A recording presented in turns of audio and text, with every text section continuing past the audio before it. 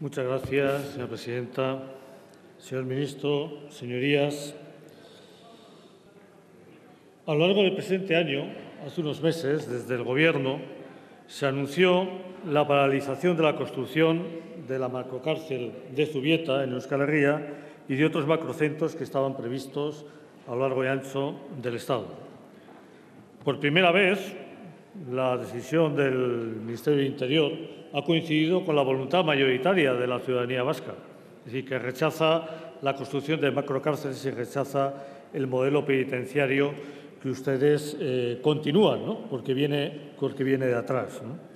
No así coincidimos a la hora de rechazar los recortes en general, porque realmente los recortes que están aplicando en otros ámbitos del sistema penitenciario, como puede ser todo lo referido al ámbito educativo, ¿no? y hacer prácticamente ineficaz la actuación, por ejemplo, de la UNED dentro de las cárceles, lógicamente esos no los compartimos, sino que los denunciamos.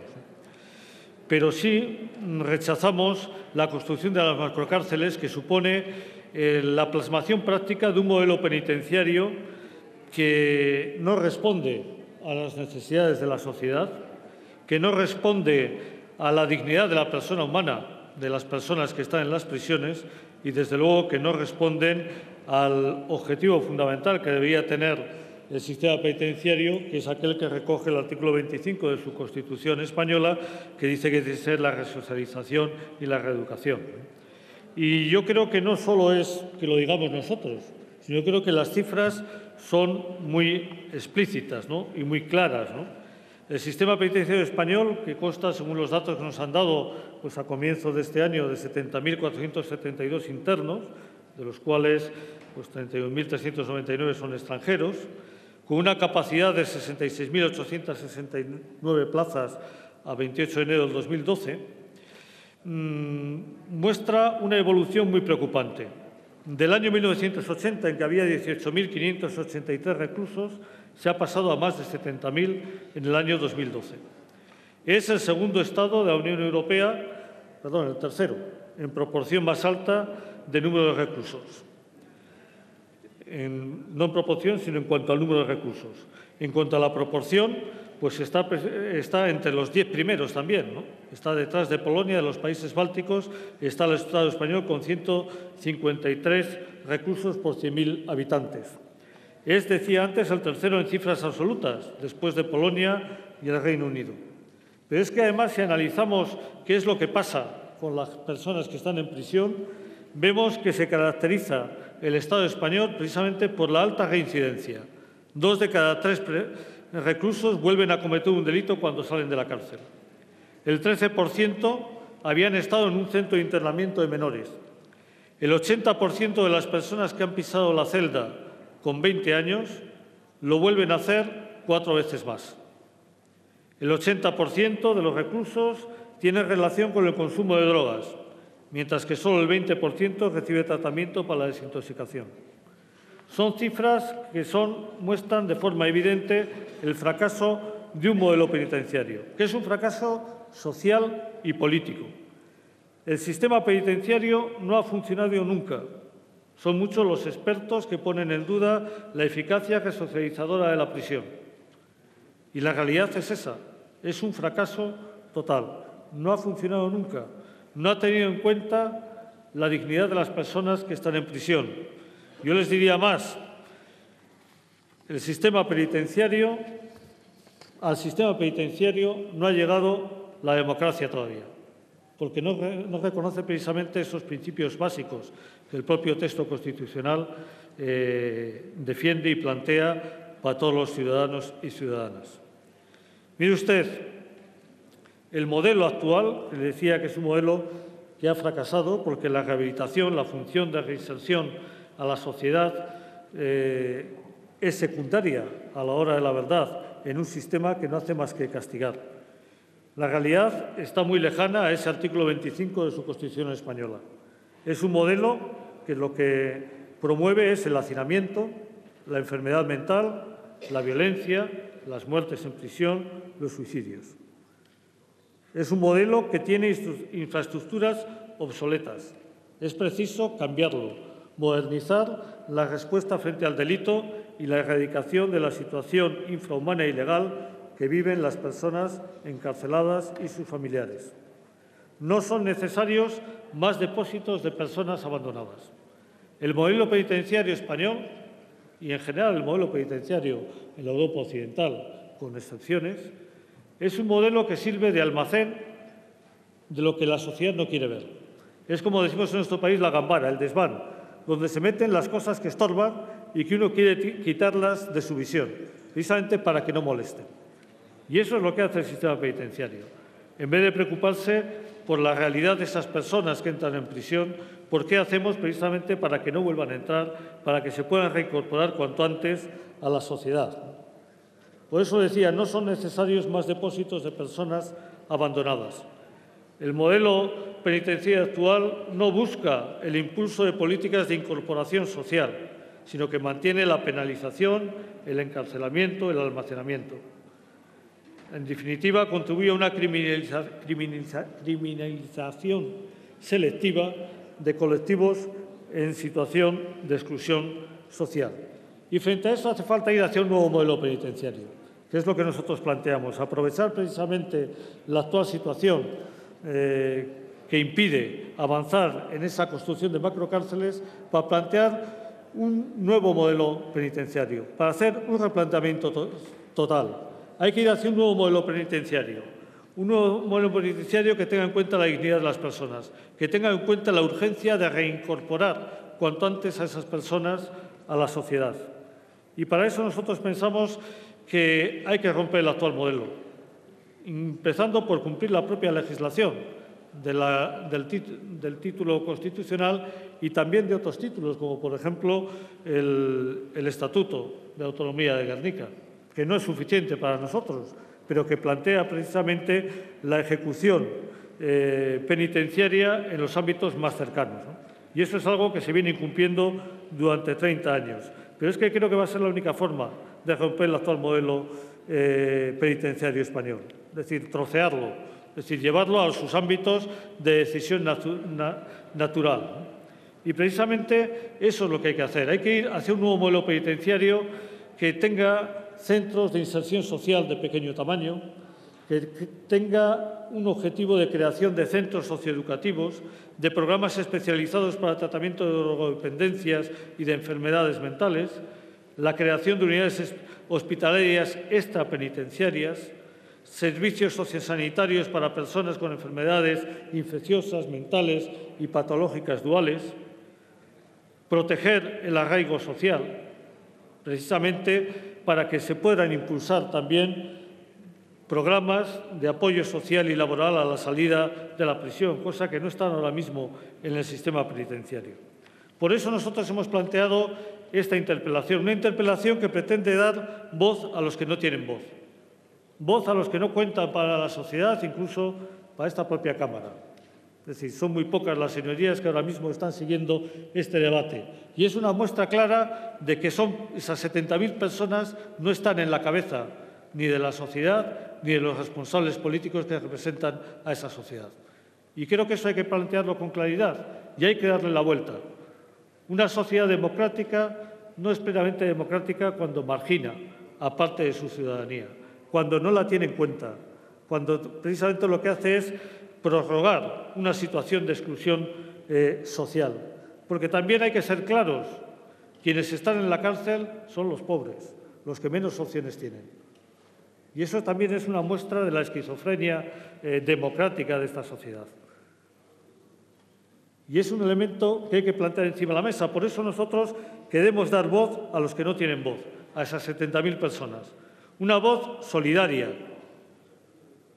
una voz que interpela al Gobierno, precisamente dando ese toque de atención a toda la sociedad, a los sectores sociales, precisamente para que tengan en cuenta a esas personas, para que se planteen esa nueva política penitenciaria, un nuevo modelo que sea respetuoso con la dignidad de las personas humanas, que sea respetuoso con esa dignidad protegiéndolas, amparándolas y precisamente consiguiendo ese objetivo que debe tener cualquier sistema penitenciario democrático y humano, que es la reincorporación cuanto antes de esas personas a la sociedad.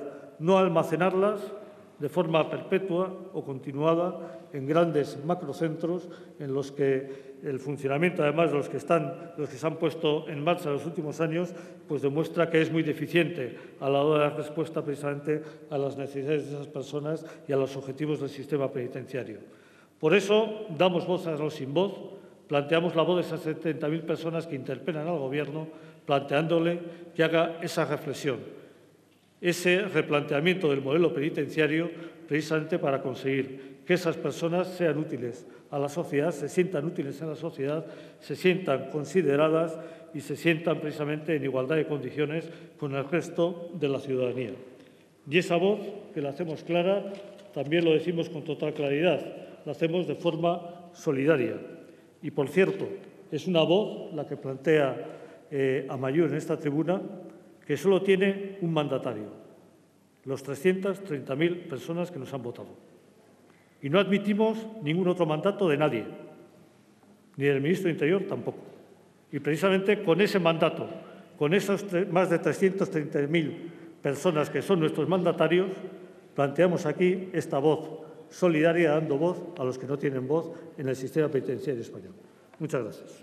Gracias, señor Larreina. Señor ministro de Interior.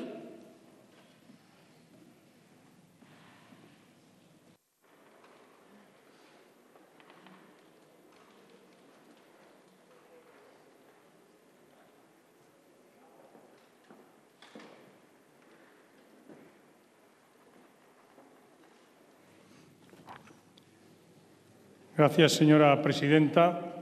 Señorías, señora Larreina, quede claro que lo que voy a decir a continuación no va dirigido a usted personalmente, sino al grupo político y a la formación política a la que representa. Porque quiero empezar diciendo que llama poderosamente la atención que su grupo, Amaiur, exponga en esta Cámara lo que considera que debería constituir una nueva política penitenciaria, un nuevo modelo penitenciario respetuoso con la dignidad de las personas, que no se dedicara a almacenar personas, y que usted se erige con el mandato de los 330.000 votantes que tuvieron en las elecciones generales que les trajeron aquí. Usted pretende nada más y nada menos que dar voz a los que no tienen voz, que son esos 70.000 personas que están cumpliendo condena o están en prisión provisional en los centros penitenciarios españoles, y que dice usted que son pobres y personas que, a juzgar por lo que usted ha dicho, la sociedad de manera injusta les tiene almacenados en las prisiones. Supongo que entre estos 70.000 a los que usted pretende dar voz no incluirá a los 500 etarras, no incluirá a los maltratadores de mujeres, no incluirá a los que han abusado de menores, no incluirá a los mafiosos, narcotraficantes o que trafican con personas humanas, no incluirá a los muchos criminales que pertenecen a determinadas organizaciones criminales organizadas, porque, señor Larreina, subimos aquí a hablar de un tema en el que la demagogia no debe tener cabida. Y si esta interpelación, no le oculto, y por eso he empezado con esa referencia personal, no procediera de un diputado de Amaiur, sino de otro grupo parlamentario, con todo respeto yo me la tomaría más en serio. Pero procedente de su grupo, oír hablar de la dignidad de las personas encarceladas y no oír hablar en ningún momento de ETA ni de la presión, ya que habla de dar voz a los que no tienen voz, la voz que ETA está exigiendo, está silenciando, de los casi 500 presos de ETA en las prisiones españolas, a los que está coaccionando para que no se acojan a los programas de reinserción individualizada, suena a sarcasmo procedente de su grupo parlamentario. Se lo digo con toda claridad. Cuando usted me dice, señor Larreina, en nombre de Amaiur, que deberíamos aprovechar la ocasión para abandonar y cambiar de modelo penitenciario, nada menos usted habla del modelo penitenciario español y occidental. Debe ser que en el mundo existe un modelo penitenciario más respetuoso con la dignidad de las personas que el modelo penitenciario occidental. Usted explíquemelo, porque no se refería usted a los zulos, ¿verdad? Explíqueme usted cuál es ese modelo y dónde está, porque yo a continuación le daré algunos datos. Pero ya que usted habla de que deberíamos aprovechar esta ocasión para abandonar ese modelo penitenciario de macrocárceles que se dedican a almacenar personas que no cumplen con el mandato constitucional del artículo 25 de que la pena privativa de libertad se utilice, sirva para favorecer la reinserción y la reeducación de los reclusos, que ese es el mandato constitucional que impregna luego toda nuestra legislación, desde el Código Penal hasta la Ley y Reglamento Penitenciario, como no podía ser de otra manera, le tengo que decir que, hombre, ya sería hora que ustedes le pidieran a ETA que deje de coaccionar a sus presos para que puedan acogerse libremente a los programas de reinserción individual. Que ustedes exijan la disolución incondicional de ETA y que, de la misma manera que ustedes se han adaptado a la legalidad para que el Tribunal Constitucional les permita estar ustedes aquí con los votos de sus mandatarios, ETA se disuelva y deje que sus presos, con libertad, se acojan a la legalidad penitenciaria. Sería bueno que usted lo hubiera hecho. Sería bueno que usted lo hubiera hecho y que hubiera usted aprovechado, todavía está tiempo para hacerlo desde esta tribuna. Dice usted que no ha llegado la democracia a las prisiones. Efectivamente. Desde luego, en lo que hace referencia a los presos de ETA, la democracia no ha llegado porque el EPPK, ETA, no les deja, evidentemente, actuar libremente. Porque quiero recordarle a usted, señor Larreina, que la gran mayoría de los presos de ETA han rechazado todo tipo de tratamiento de reinserción, por lo cual resulta sorprendente lo que usted ha afirmado desde esta tribuna. Es la primera vez que ustedes reconocen la necesidad de tratamiento para la reintegración en la sociedad de las personas que están en prisión. Yo celebro que usted lo reconozca y lo afirme así públicamente. Lo coherente es que ahora actúen en consecuencia. Por ello digo que si la intención de su grupo es, porque tengo dudas, sinceramente, y ya le digo, si fuera esta interpelación la hubiera formulado un diputado de otro grupo, no tendría estas dudas. Procedente de su grupo, teniendo en cuenta que las obras no acompañan a las palabras, tengo el derecho a tener dudas más que razonables. Y por eso no sé si la intención de su grupo es mostrar, como usted ha mostrado desde aquí, una preocupación de carácter humanitario en favor del conjunto de los internos en centros penitenciarios, elemento que, como decía, le resultaría extraño para una formación que nunca ha condenado los crímenes cometidos por ETA, ni nunca le ha exigido su disolución incondicional, ni que deje de coaccionar a sus presos. Por eso no ha llegado la democracia a las prisiones en los términos que usted se ha referido. No sé si lo que persigue es exigir medidas adicionales a la ya existente en estos momentos legislación penitenciaria, que es una legislación absolutamente respetuosa con los derechos humanos, o, como le decía, aunque no lo espero, reconocer de una vez por todas que los condenados por delitos de terrorismo requieren de un tratamiento que pueda contribuir a recuperar su capacidad de, una vez cumplidas sus condenas, reinsertarse para ser capaces de convivir en paz y en libertad en la sociedad, respetando las leyes que tan cruelmente vulneraron y por lo cual cumplen condena, y de los cuales, por cierto, de esos actos, por cierto, en raras ocasiones se han arrepentido. En todo caso, señor Larreina, yo le quiero decir con toda claridad y con todo respeto, sea cual sea la pretensión que origina su interpelación, la respuesta solo puede ser una desde el Gobierno. El Gobierno cumplirá, como no podía ser de otra manera, con el ordenamiento jurídico y con la ley, y aplicará las normas previstas en la legislación penitenciaria vigente sin hacer concesiones de ningún tipo para quienes rechazan las medidas contempladas en esa legislación, plenamente respetuosa, como le digo, con los derechos humanos. Conviene a esos efectos, señoría, que no olvide usted que la dispersión, por ejemplo, es una medida de política penitenciaria que se aplica a las formas graves de delincuencia organizada. No es un plus de condena para los presos de ETA, no. Se aplica en general a los que están cumpliendo condena porque forman parte de la delincuencia organizada de carácter grave.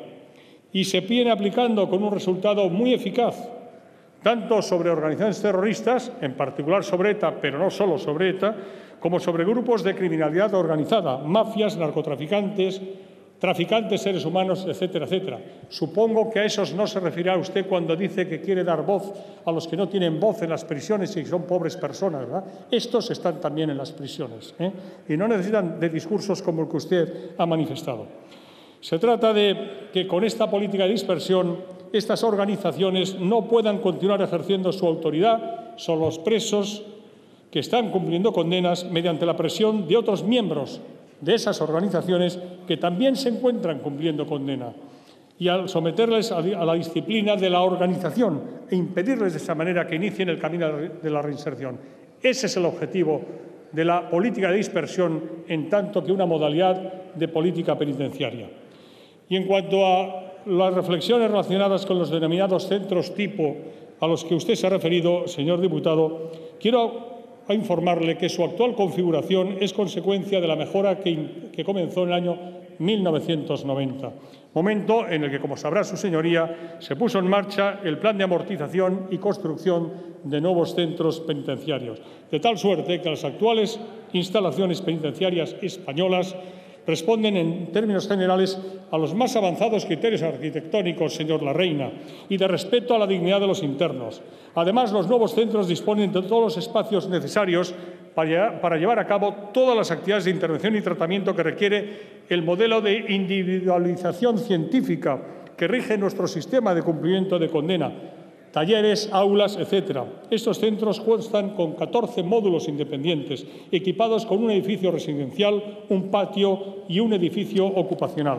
Por todo ello, puedo confirmar que, en relación con la literalidad de su interpelación y de su intervención, los criterios de construcción de los centros penitenciarios en España garantizan plenamente el modelo de tratamiento individualizado que demanda la legislación penitenciaria española, que está en consonancia con las exigencias legales relativas a la ejecución de las condenas que han impuesto los órganos judiciales españoles. Es más, le tengo que decir, señoría, que nuestro modelo, el modelo penitenciario español, sirve como referente del tratamiento penitenciario para muchos países de nuestro entorno.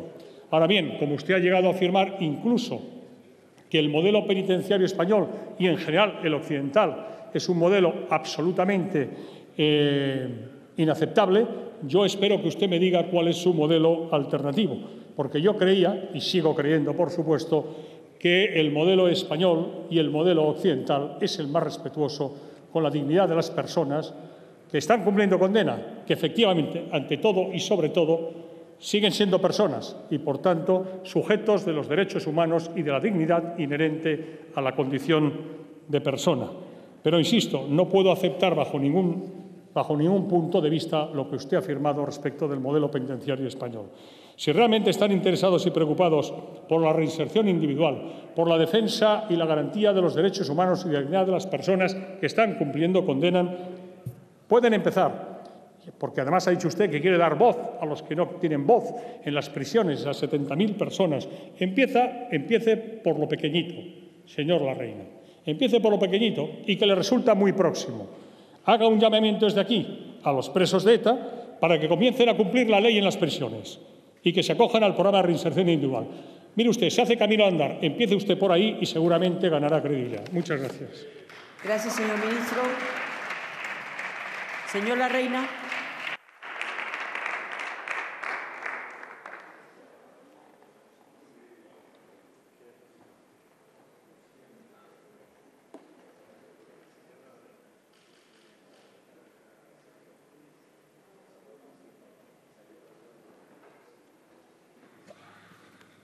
Muchas gracias, señora presidenta.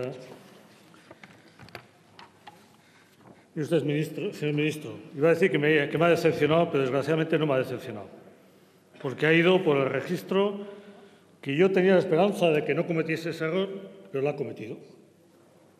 Y es el problema que tiene este Gobierno.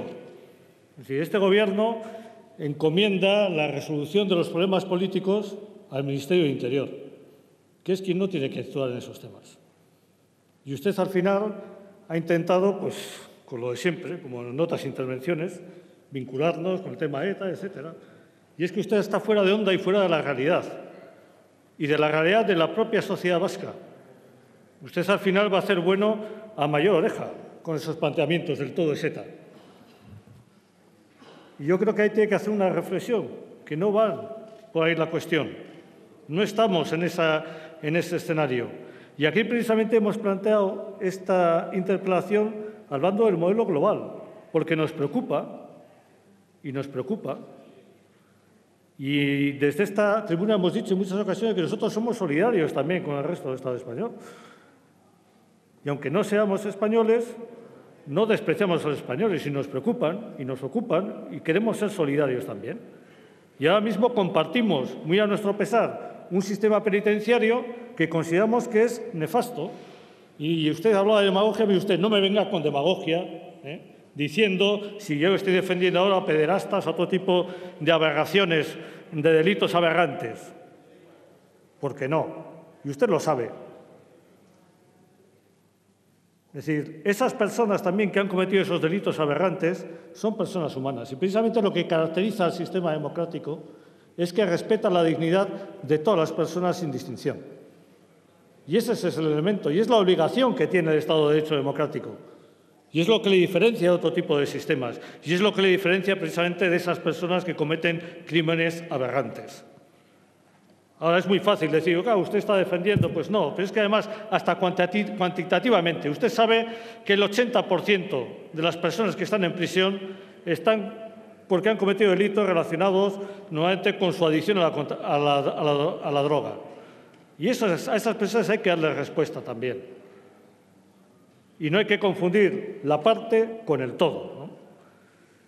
Y usted habla otra vez y vuelve a decir, mire, lo que tiene aquí es decir de solucionar también usted. Yo en ese campo no admito lecciones de nadie. Y he repetido una y mil veces desde esta tribuna y desde el escaño que las 7 personas que estamos aquí en representación de las 330.000 personas que nos han votado, tenemos un compromiso claro e inequívoco y permanente con la defensa activa de todos los derechos humanos sin excepciones. Hemos dicho con total claridad que a la hora de abordar todas las consecuencias de lo que ha ocurrido en estos años, no nos va a ganar nadie a la hora de trabajar por la reparación de todas las injusticias que se han cometido sin excepción. Y hemos dicho además que no nos va a ganar nadie, pero que nos gustaría que no ganemos a nadie tampoco. Es decir, para que todos trabajemos al unísono y con la misma intensidad para reparar todas esas injusticias. Y desde luego lo que estamos ya es hartos también, que desde este Gobierno muchas veces se plantee esas exigencias de petición de perdón, de petición de reparación, etcétera. Porque nosotros podríamos hacer lo mismo y desde luego no admitimos legitimidad para hacer esas exigencias de quien es incapaz de pedir perdón por todo lo que se ha hecho con anterioridad, por el terrorismo del Estado, por GAR, por el Batallón Vasco Español, por las torturas que se han infligido. Se ha sido incapaz de pedir perdón. Y se podrá decir, no, es que nuestro Gobierno no ha tenido que ver con aquellos. Mire usted, el Gobierno alemán, actual, totalmente democrático, que no tiene ninguna tacha de nada, ha sido capaz de pedir perdón por los crímenes del nazismo. Y creo que estos gobiernos, aunque no tenga nada que ver el actual Gobierno con el GAL o con el Batallón Vasco Español, sí tendrían también, no tendrían por qué tener ninguna opción a pedir perdón también por ese tipo de cosas. Sin embargo, yo no se lo exijo, porque creo que esa no es la cuestión en la que tenemos que trabajar ahora. Yo creo que ahora lo que tenemos que hacer es trabajar precisamente para solucionar los problemas, trabajar para construir un futuro mejor, para construir un futuro en paz definitiva, en que se respeten todos los derechos y en la que se reparen todas las injusticias, precisamente para que no se vuelvan a cometer en el futuro. Y esa es nuestra apuesta. Y por eso hemos presentado también esta proposición, esta interpelación, porque queremos que se replantee el modelo penitenciario. Y se me acaba el tiempo y ahora acabo, señora presidenta, pero ya tendremos ocasión de debatir más en concreto sobre los modelos penitenciarios en la moción que vendrá en un próximo pleno. Porque hay modelos penitenciarios en Europa que están encaminados precisamente a esa reintegración cuanto antes a la sociedad de las personas que están en prisión, que están basados en modelos penitenciarios de centros penitenciarios de pequeño tamaño, con un tratamiento individualizado. Precisamente queremos hablar de eso y queremos hablar de solucionar los problemas y no volver a esos debates del pasado que, como le decía antes, desconocen la realidad de la sociedad vasca actual y desconocen también la realidad de la situación política y de la representación política que ahora mismo tiene la sociedad vasca. Muchas gracias. Gracias, señora Larreina. Señor ministro de Interior.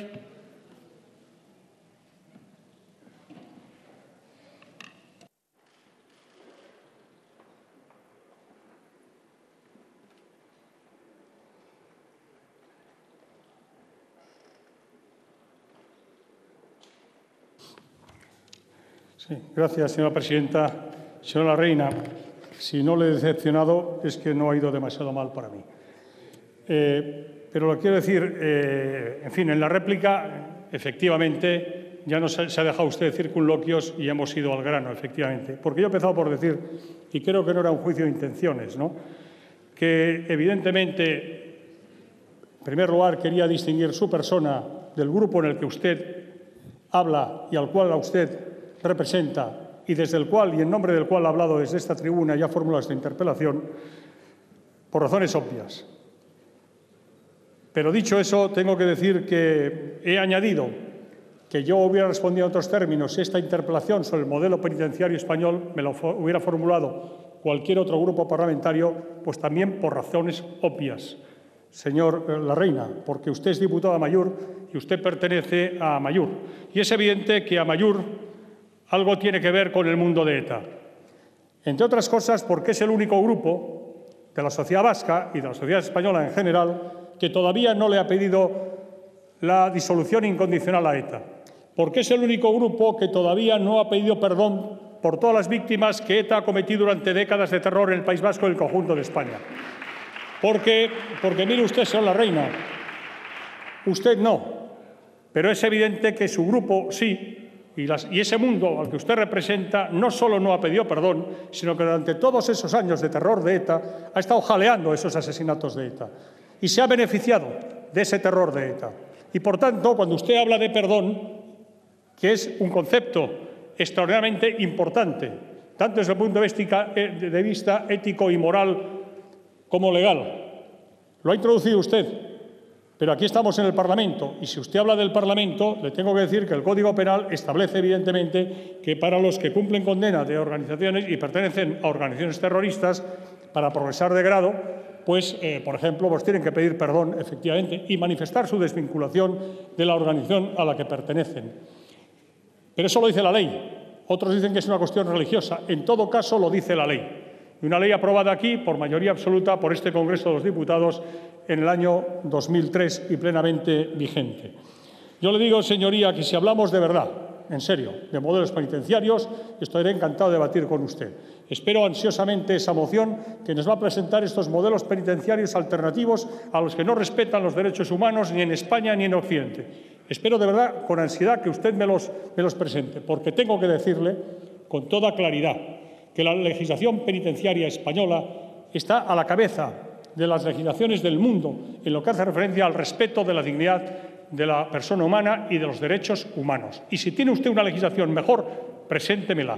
Y si tiene usted un modelo penitenciario en su cabeza o en la praxis ya en un país determinado que esté funcionando, estoy deseando que usted me lo presente, porque, insisto, nuestro modelo está sirviendo de modelo a otros países occidentales, democráticos, libres y que respetan y garantizan la dignidad de las personas humanas. Pero, insisto, usted ha hablado de la parte y del todo.